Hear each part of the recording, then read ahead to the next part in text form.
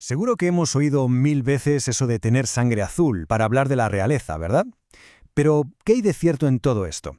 Pues hoy vamos a bucear en la ciencia que se esconde detrás del color de nuestra sangre. Y claro, la pregunta del millón es, ¿de dónde sale este mito? ¿Por qué se nos ha quedado grabado que el azul es el color de la nobleza? La respuesta, la verdad, nos lleva por un viaje histórico bastante curioso antes de meternos de lleno en la biología.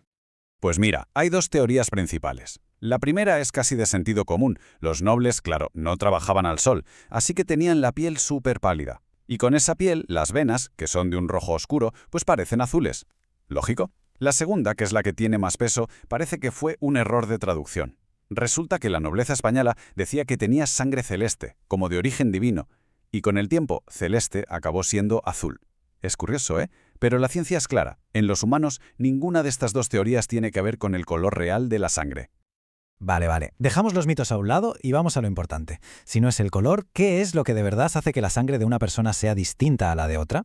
Y aquí es donde la cosa se pone de verdad interesante.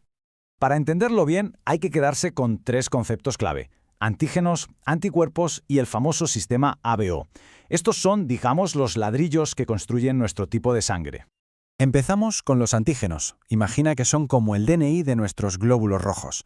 Son unas moléculas que están ahí, en la superficie de la célula, y que le dicen al resto del cuerpo, oye, que soy de aquí, todo en orden.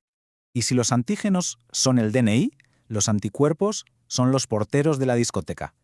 Son proteínas que van flotando por el plasma y su única misión es buscar células que no lleven el DNI correcto y echarlas.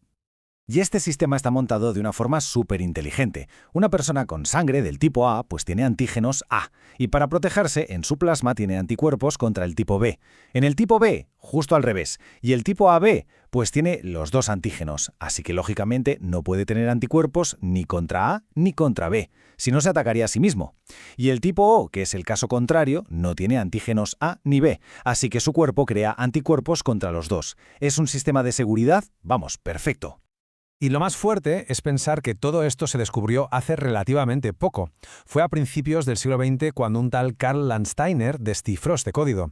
Un descubrimiento que, por cierto, le valió el premio Nobel y que ha salvado millones y millones de vidas gracias a que ahora las transfusiones son seguras. Pero justo cuando parecía que ya lo teníamos todo controlado, la biología siempre guarda un as en la manga, porque la historia no termina con el A, B y O. Hay algo más, una capa de complejidad oculta, como un interruptor maestro secreto que lo cambia todo. A ver, aquí está el truco. Para que alguien pueda tener sangre tipo A o B, primero necesita una especie de base, una molécula que se llama sustancia H. La inmensa mayoría de la gente la tiene sin problemas, pero hay un número muy pequeño de personas con una mutación que les impide fabricarla, y sin esa base, pues los genes A o B no tienen dónde pegar sus antígenos. El resultado: el alucinante fenotipo Bombay. Su sangre parece y se comporta como la del tipo O, pero genéticamente podrían ser A o B. Es una pasada, de verdad. Y entender todo este puzzle no es solo por curiosidad científica, es, literalmente, una cuestión de vida o muerte, sobre todo cuando hablamos de transfusiones. Porque además del sistema ABO, hay otro jugador en el campo que es importantísimo, el sistema RH. Y esto es más sencillo. Se basa en si tenemos o no otro antígeno, el antígeno D. Si lo tenemos, somos RH positivo. Si no, RH negativo. El famoso más o menos de nuestro grupo sanguíneo. Y resulta que la gran mayoría de la población, más o menos un 85%, es RH positivo. Esto convierte a la gente con sangre RH negativa en una minoría importantísima en los bancos de sangre, por cierto. Así que, al final, la conclusión es clara. Mezclar sangres que no son compatibles puede ser letal. El sistema inmunitario de quien recibe la sangre ataca a los glóbulos rojos del donante, y eso provoca una reacción en cadena tremenda que puede acabar en un fallo de los riñones y la muerte. Por eso, las pruebas de compatibilidad son tan estrictas. Y quizá el escenario donde toda esta historia de la compatibilidad sanguínea alcanza su punto de máxima tensión no es en un quirófano, sino en el vínculo más íntimo que existe, el de una madre con su bebé durante el embarazo. Imaginemos por un momento la situación. Una madre que es RH negativa está embarazada de un bebé que ha heredado el RH positivo del padre. Bueno, pues durante el embarazo, o sobre todo en el parto, puede ocurrir que una pequeña cantidad de la sangre del feto pase al torrente sanguíneo de la madre. Y ahí se desencadena una cascada de acontecimientos. Primero, el sistema inmunitario de la madre ve esos glóbulos rojos R positivos del bebé y dice: «Ojo, esto es extraño». Como respuesta se pone a fabricar anticuerpos contra ellos. El verdadero problema viene después, porque esos anticuerpos son tan pequeños que pueden cruzar la barrera de la placenta y llegar hasta el bebé. La razón de que esto pueda pasar está en la genética más básica. El bebé hereda la mitad de su ADN del padre y la otra mitad de la madre, creando una combinación totalmente nueva y única. Y es precisamente esa mezcla la que puede dar lugar a un tipo de sangre que el cuerpo de la madre no reconoce como suyo.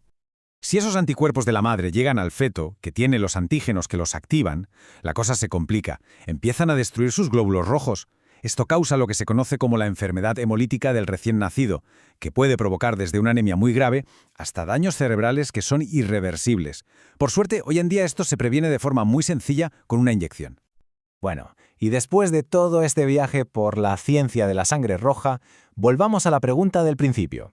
¿Existe o no existe la sangre azul? Pues la respuesta es un sí, y es sorprendente.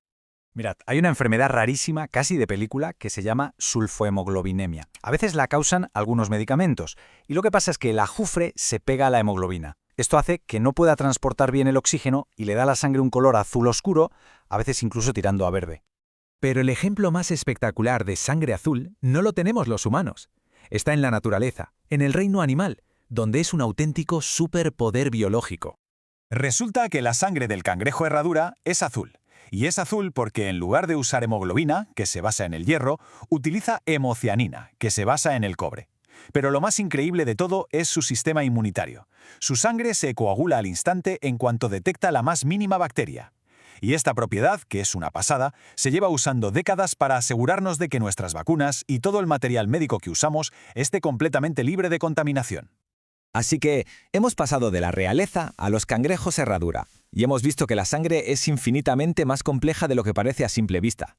Y esto es solo la punta del iceberg. Se calcula que hay más de 500.000 millones de fenotipos sanguíneos posibles, y se cree que podrían ser billones, lo que nos deja con una pregunta flotando en el aire. ¿Qué otros secretos increíbles se esconderán todavía en nuestras venas?